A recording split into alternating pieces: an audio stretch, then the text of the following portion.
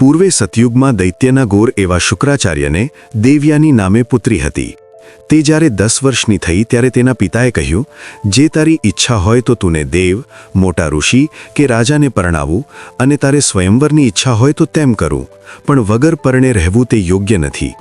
ત્યારે દેવયાની કહે, મારે તો બ્રહ્મચર્ય રાખવું છે, એમ કહીને શુક્રાચાર્યનું ન માન્યું. અને દેવયાનીની સામર્થ્ય એવી હતી કે દેવ અને દૈત્યની વિદ્યા શીખી હતી, અને શાસ્ત્ર તથા કાવ્ય તે નવા કરે એવી હતી, અને ગુણે કરીને પોતાના પિતા થકી અધિક હતી. તેથી તેના પિતા બહુ રાજી હતા. એમ કરતા 1008 વર્ષ થયા. પછી દેવતાના ગોર એવા બૃહસ્પતિનો દીકરો કચ્છ એવા નામે હતો. તે દેવની 14 વિદ્યા અને કળા તે શીખ્યો, ને પછી દૈત્યની વિદ્યા તથા કળા તે શીખવા માટે દૈત્યના ગોર એવા શુક્રાચાર્ય પાસે સ્વર્ગમાંથી પાતાળમાં આવ્યો. ત્યારે શુક્રાચાર્યએ ભણાવવાની ના કહી, પણ તેણે 6 માસ સુધી જેમ કહ્યું તેમ ઘરનું કામ કર્યું. તેથી શુક્રાચાર્ય રાજી થયા અને લોભને વશ થયા.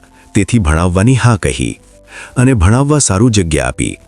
તેમાં ભણતો હતો ત્યાં દેવયાનીને નિત્ય બેસવા ઉઠવાથી કચ્છ સાથે વરવાની ઈચ્છા થઈ. ત્યારે કચ્છે કહ્યું, તું તો મારા વિદ્યાગુરુની દીકરી છો, તેથી તું મારી બહેન થાય. તે તારે એવી ઈચ્છા ન રાખવી, તેનું તો આપણને બંનેને મોટું પાપ લાગે. એવું સાંભળીને દેવયાનીએ શ્રાપ દીધો કે તારી બધી વિદ્યા જે દેવ દૈત્યની શીખ્યો છે તે ભૂલી જા. ત્યારે કચ્છ કહે, તારો પતિ બ્રાહ્મણ કોઈ ન થાઓ. આવી રીતે બંનેને પરસ્પર શ્રાપ થયા.